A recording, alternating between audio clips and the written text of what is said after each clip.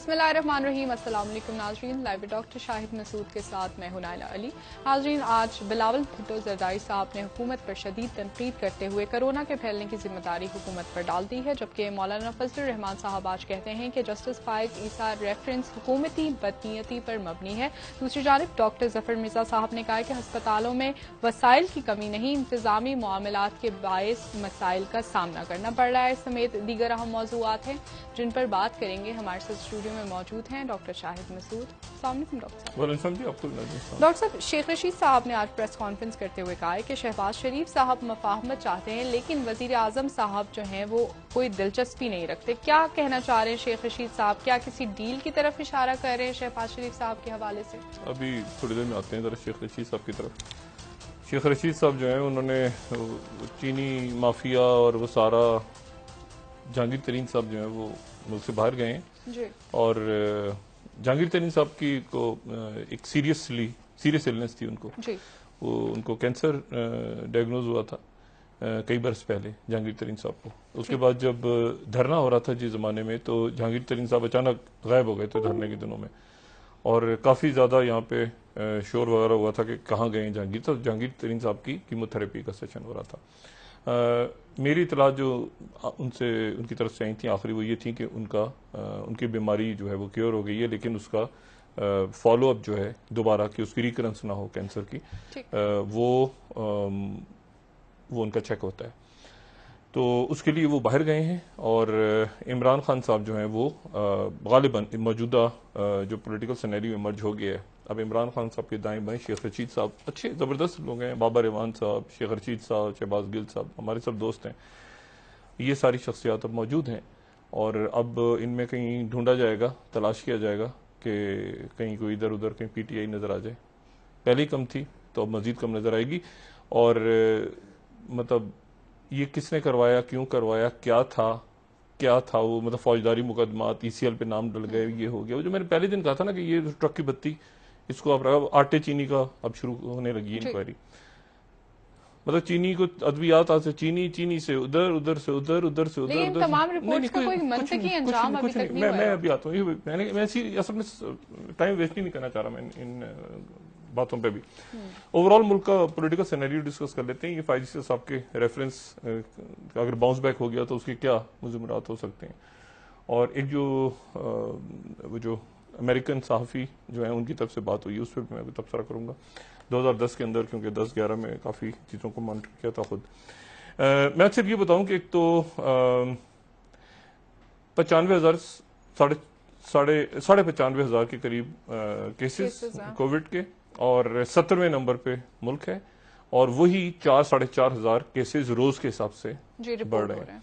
और अब भारत जो है वहां पर भी केसेस बढ़ रहे हैं, और भारत 6ठे नंबर पे चला गया है दुनिया के। भारत जो है वो इटली से आ गया है इस वक्त। ठीक। और वहां पर भी अमवात हो रही हैं, पाकिस्तान में भी केसेस बढ़ रहे हैं। तो जनूबी एशिया जो है यहाँ पर जैसे कि पहले अंदाजे थे कि जनूबी एशिया जो है वो बाद में आएगा, लेकिन जो आज की जो बहुत बड़ी डेवलपमेंट है वो ये है कि मुज़ाकरात की जो कोशिश थी भारत की तरफ से, भारत को बदतरीन ज़िल्लत आमेज़ शिकस्त का सामना करना पड़ा है। आज जो चाइना के साथ उनका डायलॉग हुआ है उसमें 2-3 बातें बहुत अहम है। पहली बात तो ये है कि ये डिप्लोमेटिक फेलियर भी था। ये डिप्लोमेटिक फेलियर था चाइना और भारत के दरमियान, और उसके बाद ये जूनियर लेवल पे जो मिलिट्री के ऑफिसर्स थे, ये भारत का इंटरनेशनल लेवल पे जो स्टांस रहा है या जो उनकी बातचीत रही है सारी डिप्लोमेट, उसका भी फेलियर था। कल भी बात, इंटेलिजेंस फेलियर भी था। लेकिन आज तवक्को ये थी कि फौज की सतह पे जब जाके बात होगी सीनियर लेवल पे, तो किसी न किसी किस्म की कोई उनको फेस सेविंग मिलेगी। फेस सेविंग भी नहीं मिली, बल्कि उन्होंने एक तो वहां पे ये हुआ कि जो टाइम था वो काफी इंतजार करवाया गया।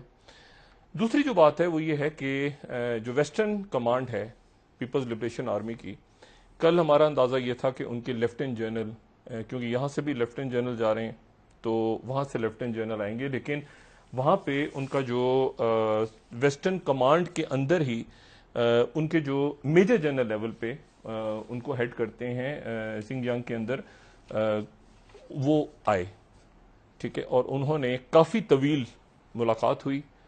انڈیا سے جو لیفٹیننٹ جنرل گئے ہوئے تھے وہ اپنے ساتھ پرانے تمام نقشے، بے شمار کاغذات، بہت بڑا، اور وہ شام تک جاری رہی. لیکن اس کے نتیجے میں بات یہی ہوئی کہ مذاکرات ہوں گے دوبارہ اور غور کیا جائے گا، اور وہ وہاں سے واپس آ گئے. ایک رتی برابر بھی جو زمین چائنا نے لی ہے اپنی بھارت سے، جس پہ بھارت کا قبضہ تھا، غیر قانونی قبضہ تھا، جیسے کہ ان کا مقبوضہ کشمیر پہ ہے، جیسے کہ ان کا بے شمار اور جگہوں پہ ہے، اس طرح سے انہوں نے، چین نے اپنی زمین جو ہے وہ بھارت کو واپس کرنے سے انکار کر دیا. اور بھارت کے جو یہ بھارت کی میرا خیال ہے کہ بدترین شکست ہے 1962 میں یا 72 سال میں، کیونکہ جنگیں کسی اور انداز میں ہوتی تھیں. بین الاقوامی سطح پہ آپ کی جو ساکھ ہے کہ آپ انڈو پیسیفک ریجن کے اندر یا دنیا میں ایک ابھرتی ہوئی قوت ہیں اور آپ کو پتہ ہی نہیں چلا، اور اچانک آپ کو جو ہے وہ آپ سے زمین جوتے مار کے، پتھر مار کے آپ سے جو زمین چھین کے لے گئے. چھین کے کیا لے گئے؟ اپنی زمین واپس لے لی آپ سے. اور آگے ظاہر ہے کہ یہ دیکھیں، میں آپ کو ایک بات یہ بتاؤں، انڈیا کی ایک مس کیلکولیشن ہے. مس کیلکولیشن یہ ہے کہ ان کی 2 فرنٹ وار ہوگی. یہ ان کی ہے، میں اپنا صرف تجزیہ دے سکتا ہوں کہ جو میری تھوڑی سی اتنے سال کور کیا ہے، اگر اسٹریٹجی کو یا انٹرنیشنل ریلیشنز کو یا دیکھا ہے، یا ملے لوگوں سے، ڈپلومیٹس کے ساتھ، یا عسکری ماہرین کو دیکھا ہے، یا کہیں سے کچھ پڑھا ہے، یا کہیں کچھ پڑھایا بھی ہے، تو اس میں ایک بات میں بتاؤں کہ یہ 2 فرنٹ وار نہیں ہوگی انڈیا کی، یہ بات ذہن میں رکھیں. انڈیا کی 4 فرنٹ وار ہوگی. ٹھیک، انڈیا کے 4 طرف سے 4 محاذ کھلیں گے، اور اس کی ایک تو کھلے گا پاکستان کے ساتھ، ٹھیک ہے، ایل او سی پہ. ایک کھلا ہوا ہے ان کا چائنا کے ساتھ، جو کہ بہت طویل بارڈر ہے. ایک ان کا کھلے گا انڈو پیسیفک. پیسیفک کا کوئی یہ ہمالیہ سے تعلق نہیں ہے، ہمالیہ کے پہاڑوں سے، مطلب چائنا کے ساتھ جو ان کا کانفلکٹ چل رہا ہے سرحدوں کا، اس میں انڈین اوشن اور پیسیفک اوشن کہاں سے آ گیا؟ وہ تو سمندر ہے نا سارا. اور جو چوتھا فرنٹ ان کا کھلے گا، وہ ان کا کھلے گا ایسٹرن فرنٹ. جو ایسٹرن فرنٹ پہ وہ جو 7 ریاستیں جہاں پر جو مکمل طور پہ خود کو بھارت سے الگ سمجھتی ہیں، اور سلگوری پاس جو ہے جو 17 کلومیٹر کا ہے، اور وہاں پہ ناگالینڈ اور میزورام اور یہ جو مطلب وہاں پر آپ یہ اگر آپ اس کا نقشہ صرف دیکھ لینا ان ریاستوں کا، یہ ریاستیں جو ہیں یہ چاروں طرف سے، یہ اوپر چائنا ہے، میانمار ہے، بنگلہ دیش ہے. میانمار کے تمام جنگلوں میں، بنگلہ دیش کے جنگلوں میں، چائنا میں، یہ تمام ریاستوں میں جتنی تحریکیں ہیں، آندھرا پردیش، آسام کو توڑ کے انہوں نے یہ بنائی ہے نا ساری. ناگالینڈ والوں نے تو مانا ہی نہیں کبھی آج تک، منی پور والوں نے کبھی نہیں مانا، میزورام، ان کی اسٹریٹجک ویلیو بھی ہے. اور یہ جو نیچے اگر آپ ان کو دیکھیں تو یہ بہت یہ پیسیفک اوشن کے ساتھ بھی ان کی سرحدیں لگتی ہیں، اوپر چائنا کے ساتھ بھی، پیسیفک کے ساتھ بھی. تو ایک فرنٹ یہاں کھلے گا، اور یہ جو فرنٹ ہوگا یہ ہوگا جس کو آپ گوریلا فرنٹ کہیں یا اس کو جو بھی کہیں، کیونکہ پہلے بھی یہ الزام لگاتے رہے ہیں کہ چائنا جو ہے ان کو، یہ ماؤسٹ ہیں، ان میں سے اکثریت ماؤسٹ ہے، اور بہت بڑی تعداد میں وہاں پہ اب روہنگیا بھی آ گئے ہیں. خالستان نہیں، خالستان کی میں بات نہیں کر رہا، میں بات کر رہا ہوں یہ 7 ریاستوں کی جو نارتھ ایسٹ خالستان تو پنجاب ہے نا، میں آپ سے بات کروں نارتھ ایسٹ کی جو 7 ریاستیں ہیں، ٹھیک ہے، جن کا میں نے نام لیا. خالستان تو پنجاب میں چل رہی تھی. اچھا، تو اب یہ جو ہے یہ تو وہاں پر جو تمام کا تمام یہ جو تحریکیں چل رہی ہیں، ناگالینڈ اور ایسٹ منی پور اور میزورام، ان کے یہ ساری ماؤسٹ ہیں، یہ ساری وہ ہیں جو جن کی توجہ ہی جن کے بارے میں الزام لگتا رہا ہے کہ ان کو چائنا سے اسلحہ فراہم ہوتا رہا ہے. اور یہ فرنٹ بڑا خوفناک ہے. یہ فرنٹ اس لیے خوفناک ہے کہ بنگلہ دیش کے جنگلوں میں، میانمار کے جنگلوں میں، خالستان کی موومنٹ کو بھی بالکل الگ کر رہا ہوں میں. خالستان کی موومنٹ کو بالکل الگ اس لیے کر رہا ہوں کہ خالستان کی موومنٹ چائنا سے ریلیٹڈ نہیں ہے. میں وہ بات کر رہا ہوں کہ جو چائنا سے ریلیٹڈ ہے. ان خالستان کی تو خالستان کی انڈیپینڈنٹ موومنٹ چل رہی ہے. جو مین لینڈ انڈیا ہے وہاں پر الگ تحریکیں چل رہی ہیں، مسلمان نکلے ہوئے ہیں، سکھ نکلے ہوئے ہیں، دلت. میں وہ بات کر رہا ہوں مسلح تحریکوں کی. خالستان کی تحریک مسلح نہیں ہے. یہ مسلح تحریکیں ہیں، یہ ناگالینڈ میں مطلب یہ انہوں نے مانا ہی نہیں کہ ہم بھارت کا حصہ ہیں، آندھرا پردیش نے مانا ہی نہیں، چائنا نے مانا ہی نہیں، ٹھیک ہے نا. وہ علیحدگی پسند تحریکیں 1947 میں مہاتما گاندھی جا کے وعدہ کر کے آ گئے تھے ناگالینڈ والوں سے، آسام والوں سے کہ ہم یہ آپ کو انڈیا کا حصہ نہیں بنائیں گے.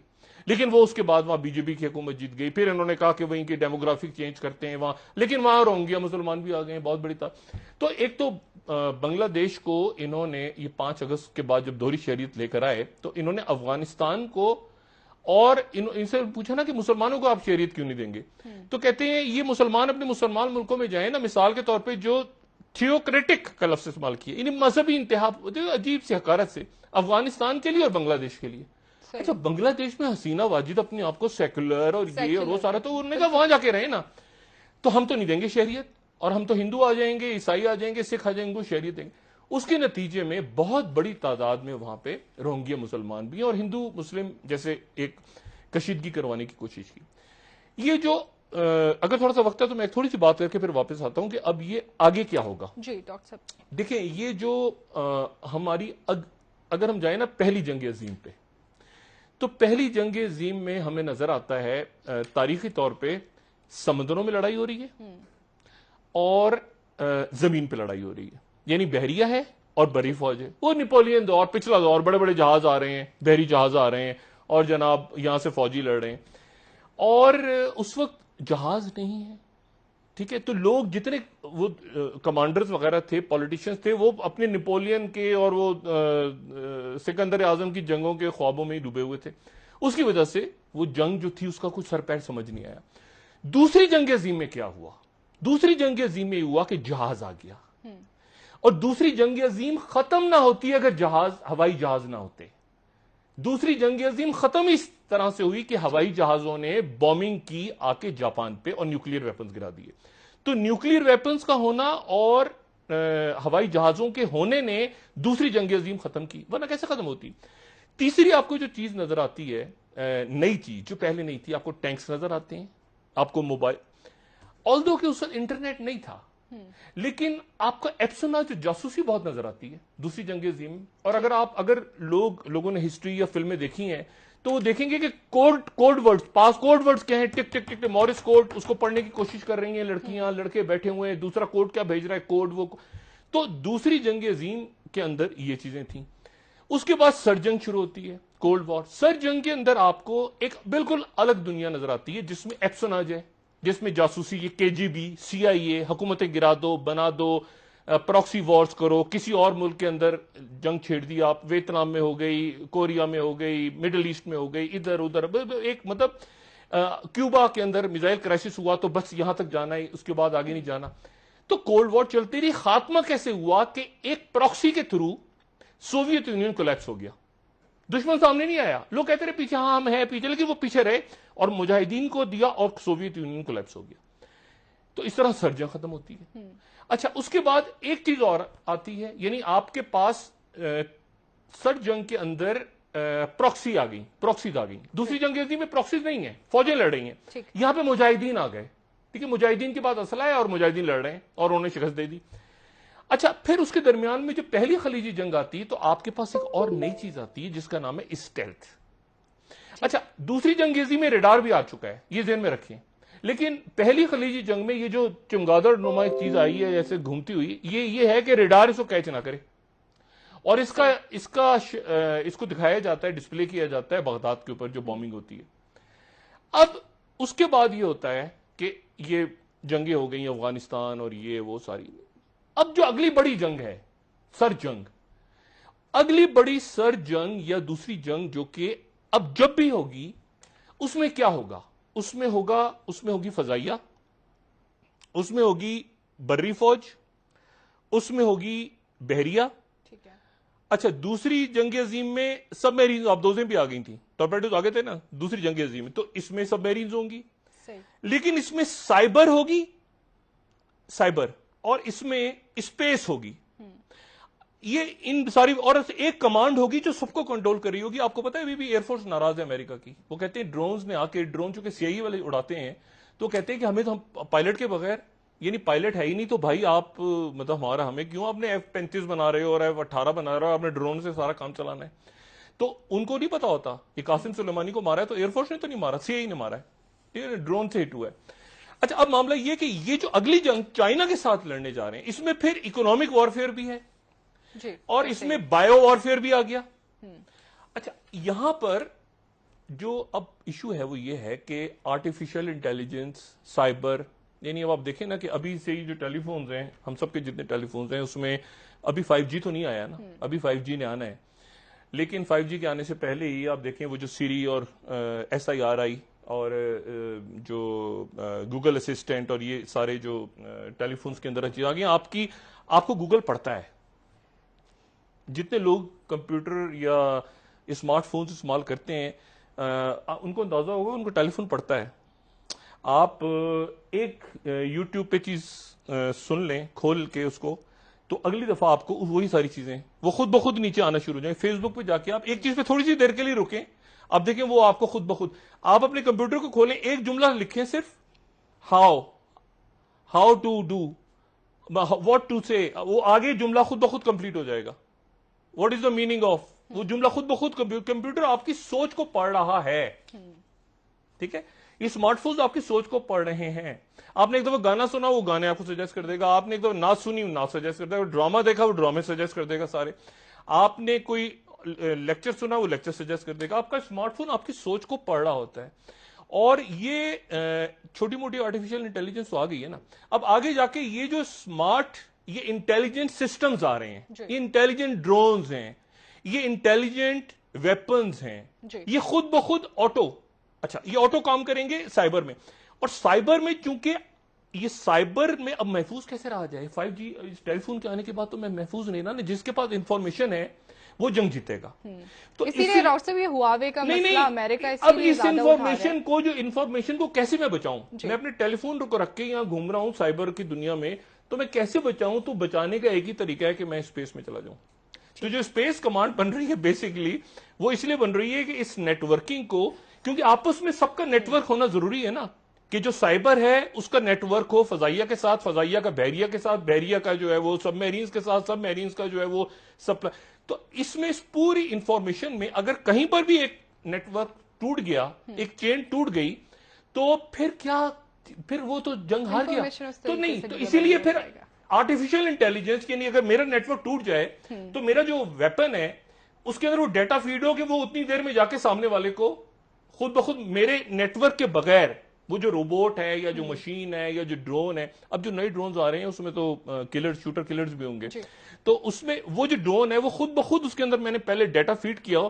فرض کریں میں اگر میرا نیٹ ورک خراب ہو جائے لیکن میرا جو میں نے ڈیٹا فیڈ کیا ہوا ہے آرٹیفیشل انٹیلیجنس وہ آٹومیٹکلی جا کے ٹارگٹ کو ہٹ کر دے. تو یہ اب مسئلہ یہ کہ چائنا کے ساتھ بحریہ, فضائیہ, انڈو پیسفک, اکنامک, یہ سارے پاکستان کے ساتھ روایتی, اور اس ٹیکنالوجی کی تمام ٹیکنالوجی کی اگر شکست کہیں دیکھنی ہے تو وہ افغانستان میں دیکھ لیں. تو اور اس کو افغانستان کو کمپیئر کر لیں وہ ناگالینڈ والی انسرجنسی کے ساتھ, جو کہ آنے والی, میں نے آپ سے کہنا کہ 4 فرنٹس, 2 فرنٹس نہیں 4 فرنٹس, اور اس میں آپ ایڈ کر لیں پھر اکنامک فرنٹ, اس میں آپ ایڈ کریں سپلائی چینز کا, تو ختم ہو گیا نا کہ لمبی سپلائی چینز پہ آپ ڈیپینڈ. آج کی دنیا میں کیسے بھارت میں کھلے ہوئے آپ آج کی دنیا میں جب یہ کووڈ-19 کی دنیا نے ایک اور چیز بھی سکھا دی نا کہ آپ لمبی سپلائی لائنز پہ ڈیپینڈ نہیں کر سکتے کہ 4 مہینے کے بعد ہمارے پاس چیز پہنچے گی چین سے یا جاپان سے. تو آپ کو اپنے آس پاس ہی وہ سارا کا سارا رکھنا ہے سلسلہ. تو پاکستان کا بارڈر بالکل چائنا کے ساتھ اور ساتھ پاکستان پھر گلف کے ساتھ گوادر کے تھرو. یہ چھوٹی سی, اگر آپ سمندر کی سپلائی لائنز کو جو مرضی کرتے رہے آپ انڈو پیسفک کے اندر, لیکن یہ جو سپلائی لائن ہے چھوٹی سی سپلائی لائن, یہ بہت وائٹل ہے اگلی جنگوں کے لیے. ٹھیک ہے ڈاکٹر صاحب, مزید خطے کے معاملات پر آپ سے بات کریں گے. بنگلہ دیش اور میانمار بھی انڈیا کے ہاتھ سے نکل گیا. جی آپ وقفہ لیجیے. جی ٹھیک ہے ناظرین, بریک لے لیتے ہیں, ہمارے ساتھ رہیے گا.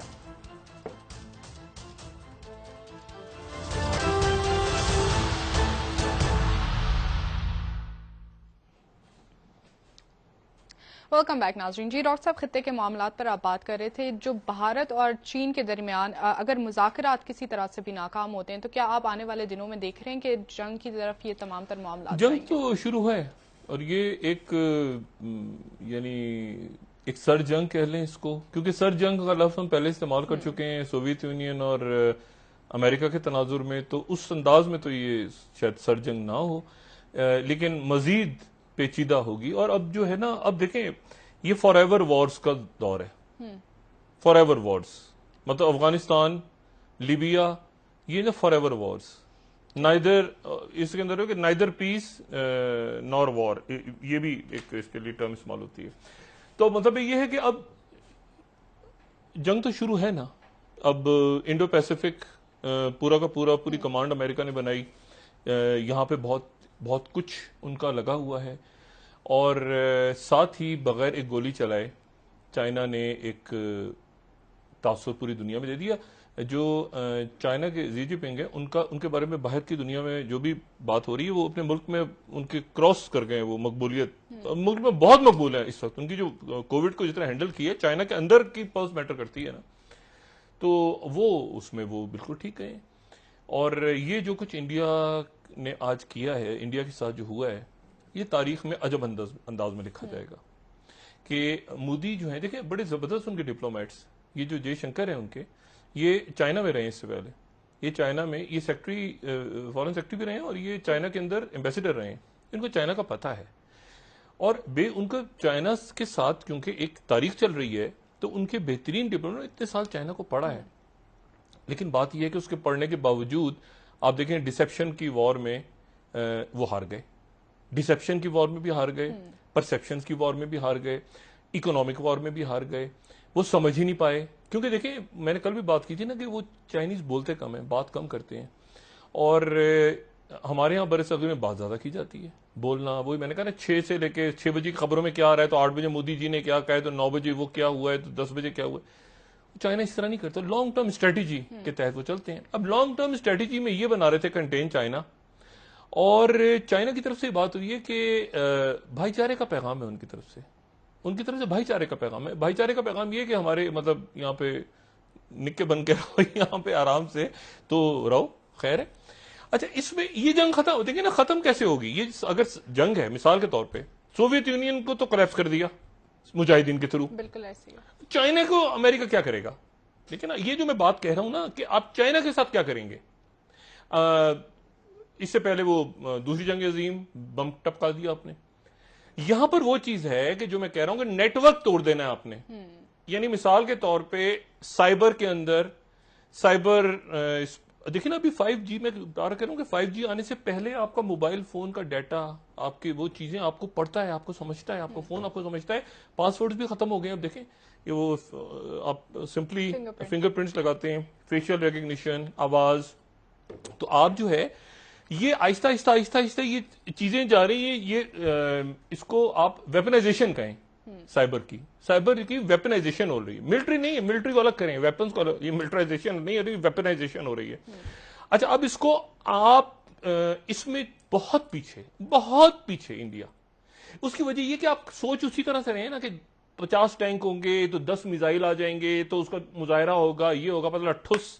آپ کو پتا ہے سائبر کے اندر جو میں نے اس دن بھی بات کی تھی, آپ نے بہت کچھ کرنا نہیں ہے. آپ نے سمپلی مطلب پہلے تو جہاز ہائی جیک ہوتے تھے, میں نے پہلے بھی مثال دے چکا ہوں, جہاز ہائی جیک ہوتے تھے, ایک جہاز ہائی جیک ہو گیا. اب آپ نے جہاز ہائی جیک ہی نہیں کرنا, کنٹرول ٹاور کو آپ نے سائبر اٹیک کرنا ہے. اس پہ کنٹرول ٹاور پہ آپ نے سائبر اٹیک کر لیا تو ہوا کے اندر اللہ خیر کرے کو 300 جہاز ٹکرا جائیں گے آپس میں. دیکھیں نا آپ نے ایک کنٹرول ٹاور کسی دنیا کے مصروف ایئرپورٹ کا, اور آپ ڈھونڈتے رہیں کہ اس کے پیچھے کون ہے, تو پتا چلا وہ سائبر اٹیک ہوا تھا بلغاریہ سے گئے, تو پتا چلا اس کے پیچھے جو ہے وہ روانڈا میں بندہ تھا, روانڈا سے پیچھے گئے. آلریڈی آپ کی جو ڈارک ویب ہے 5G کے آنے سے پہلے, اور جو کرپٹو کرنسی ہے اور باقی سارے معاملہ, اس میں یہ ہے کہ یہ اگلی اب جو جنگ ہے نا, یہ سایوں میں ہے, شیڈوز کے اندر ہے. کیونکہ جتنا زیادہ آپ آئیں گے, کیونکہ فون دیکھیں نا, اب میں اس طرح بتاتا ہوں کہ ٹیکنالوجی آ گئی, میری ایک پالیسی ہے, کیا میری پالیسی پہ یہ ٹیکنالوجی چلے گی یا یہ ٹیکنالوجی مجھے چلائے گی؟ دیکھیں نا کیا مطلب, میری جو پالیسی ہے کسی ملک کے بارے میں یا اپنے بارے میں یا کیا وہ اس طرح سے ہوگی کہ یار ایک منٹ ٹھہر جاؤ میرے پاس تو ویپن آ گیا میں مار دیتا ہوں اس کو؟ کیا ایسے ہوگا؟ ٹیلی فون مجھے چلا رہا ہے کہ اچھا فون پڑا ہے نا یار ذرا اس کو میں یوں کرتا ہوں نا ایسے بیٹھ کے یوٹیوب پہ کچھ سنتا ہوں یا اس میں چیٹ کرتا ہوں کسی فیس بک پہ چلا جاتا ہوں، یہ مجھے چلا رہا ہے یا میں اس کو تو اصل جو بات ہے وہ یہ ہے کہ جتنا اس سے آپ شیڈو میں رہیں گے، یہ کووڈ 19 نے ماس چڑھا دیا نا، جتنا شیڈوز میں رہیں گے جتنی انفارمیشن کم شیئر کریں گے اتنے ہی وہ لوگ پیچھے رہ کے اپنے آپ کو سیو کر پائیں گے، اور جتنا آپ اپنے آپ کو ایکسپوز کر رہے ہوں گے ٹیلی فونز پہ، ڈیٹا پہ، اس پہ اس پہ، وہاں پر آپ جو فیس بک استعمال کر رہے ہوتے ہیں نا، میں آپ کو چند سیکنڈ دوں، فیس بک پہ آپ لگے ہوتے ہیں، کوئی بھی یوز کر رہا ہوتا ہے یا ٹویٹر یوز کر رہا ہوتا ہے یا واٹس ایپ پہ میسج یوز کر رہا ہو، آپ کا پرسنالٹی پروفائل کمپیوٹر ایک سپر کمپیوٹر میں جا رہا ہوتا ہے کہ یہ پرسنالٹی کیسی پرسنالٹی، اچھا آپ شاعری کو کر رہے ہیں تو شاعری، اچھا پیچھے کیا پرسنالٹی، آپ کا پرسنالٹی پروفائل بھی ہو رہا ہے، آپ کی ٹینڈنسیز کیا ہیں، اسی طرح کے اشتہار آپ کے ٹیلی فون پہ آنے شروع ہو جاتے ہیں، ایسے ہی نا، آپ ذرا سرچ کریں ایک چیز کو دیکھیں، اس کے بعد دیکھیں اسی طرح کے اشتہار آنے شروع ہو جائیں گے۔ وہ اب بات یہ ہے کہ وہ آپ کے مائنڈ کو ریڈ کر رہا ہے۔ آپ نے ایک دفعہ سرچ کریں اپنے فون پہ کہ کھانا پکانا، آپ کو دیکھیں اس کو کھانے پکانے کی لائن لگ جائے گی، چائنیز فوڈ ہے کہ چائنیز فوڈ کی لگ جائے گی لائن، آپ ٹیکنالوجی کو ڈھونڈیں، ٹیکنالوجی ٹریول کریں، لے لیتے ہیں، واپس آ کے آپ سے مزید اگلی جنگ یہاں پہ ہونے جا رہی ہے سائبر اسپیس میں، اور ٹھیک ہے ڈاکٹر صاحب، ان تمام تر معاملات میں پاکستان کا اور انڈیا چار فرنٹس اور چوتھا وہ اوپر دیکھیں۔ ٹھیک ہے ڈاکٹر صاحب، آپ سے مزید بات کریں گے۔ ناظرین یہاں پر ایک بریک لیتے ہیں، ہمارے ساتھ رہیے گا۔